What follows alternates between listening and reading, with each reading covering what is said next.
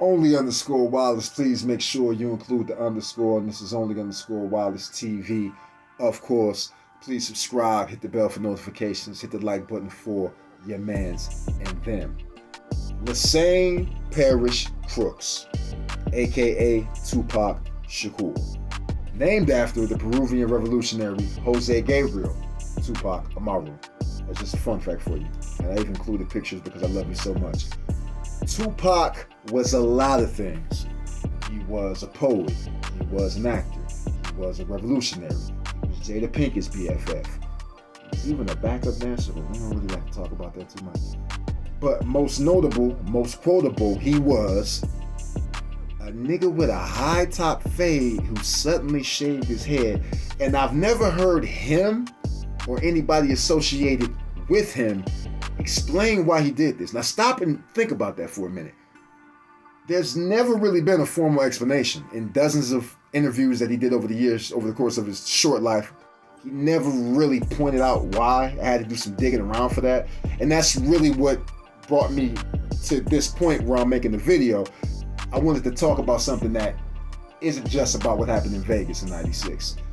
As a kid, I never gave any thought as to why he decided to go bald. Like, it's not something that, it wasn't a part of my thought process as a child.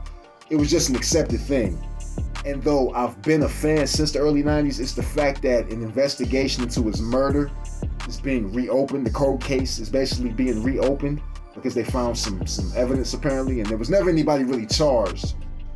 Everybody, and I do mean everybody, has talked about Pac's death.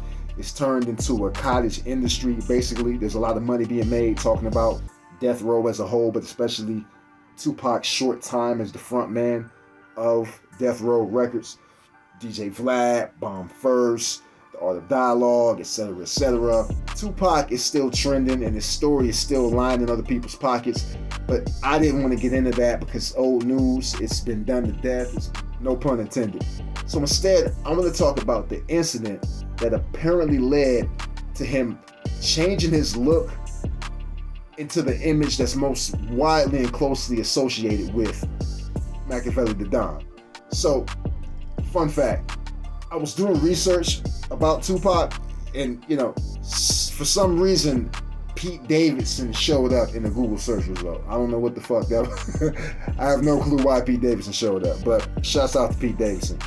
Now, October of 1991, and that year is important for a reason that I'll elaborate on in a second. But in October of 1991, in Oakland, California, the West Coast, Tupac was cited for jaywalking. And he's done interviews, or he did interviews, explaining what happened, but this wouldn't be a story if I didn't tell his story for him. So, Tupac is jaywalking, or at least he's cited for jaywalking. And the officers on the scene, they asked Tupac for his ID. Tupac presents said ID. His name is Tupac Amaru fucking Shakur. Well, not fucking, but you get what I'm saying. His name is Tupac Amaru Shakur. So, the officers, probably Caucasians, because this is never really pointed out. I think maybe Tupac did mention it in one of the interviews that he gave, explaining what happened that day. But the officers decide to have a laugh at Tupac's expense. If not literally laugh, just make a point of pointing out that he has an ethnic name, and to them that's a big deal. Tupac returns the gesture, which is kind of on brand for Tupac. Tupac's confrontational, always came across as confrontational. So in this confrontation, he's confrontational with these cops. And he makes fun of the cops' names. An eye for an eye, right? So what happens is, this leads to Tupac being assaulted.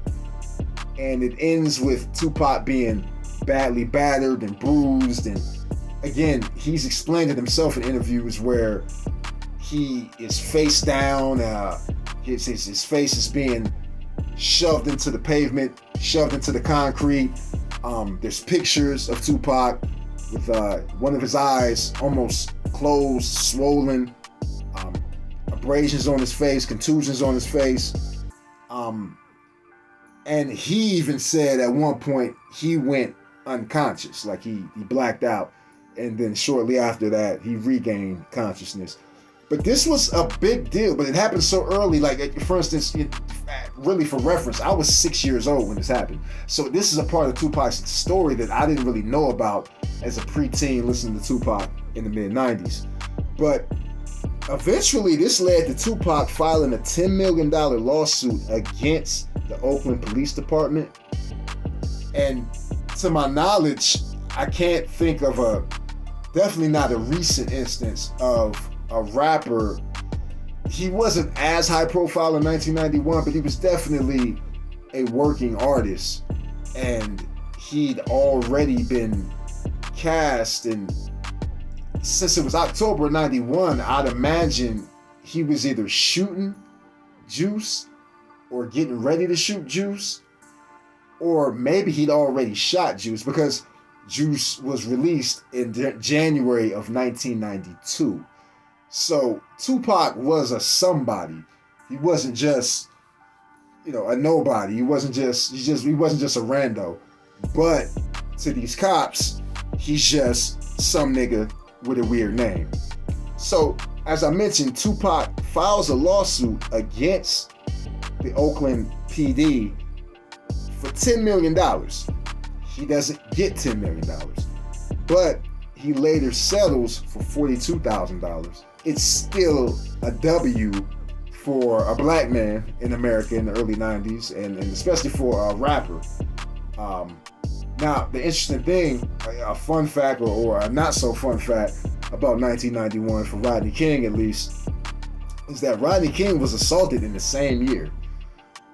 So I didn't know that until I started doing my research, that Tupac's incident with the police, Tupac was a victim of police brutality, and Rodney King, no matter how you feel about that, Rodney King was also a victim of police brutality in the same year. This story is known by diehards, but the role that the attack played in Pac shaving his head was something that I only learned today when I was doing research. And if you do an image search for Pac before and after he was roughed up by Oakland PD, it bears out. It really does bear out.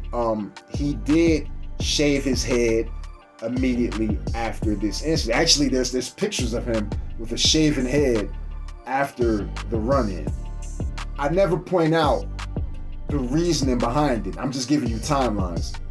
What I found online, and this wasn't a direct quote from Tupac, but it adds up.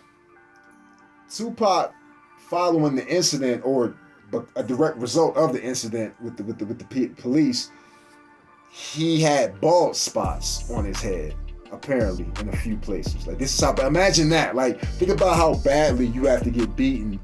And the pictures, a picture's worth 1,000 words, but the pictures show you his face, but his head's already shaven. But apparently, at least based on what I found online, he had bald spots as a direct result of this police brutality, and that's what led to him shaving his head. So some of these long-form deep dives are personally educational. This one wasn't. I didn't really learn anything. I didn't really learn anything about Tupac that I didn't already know outside of this very specific thing. I've been listening to and watching Tupac since the 90s. We even share the same zodiac, if you believe in that kind of shit. Therefore, I didn't learn anything too worthwhile while doing my research, but I do find it strange that out of dozens of interviews that he did over the years, no one asked him, why did you cut your hair? So this was just something that came to me, something that I've been thinking about for years. I guess, like, subconsciously it had been floating around in my head. But again, because Tupac is trending right now and the case has been reopened, it just gave me a chance to tell a story about Tupac that I'm sure the younger audience doesn't know about. They don't know about the police brutality that he suffered, and the result, and other run-ins that he had with the police. So if you thought this video was interesting, if you're still rocking with me this far into the video, please leave your thoughts in the comments and tell me what you think about it. Please hit the like button for me. Only_Wallace TV. Out.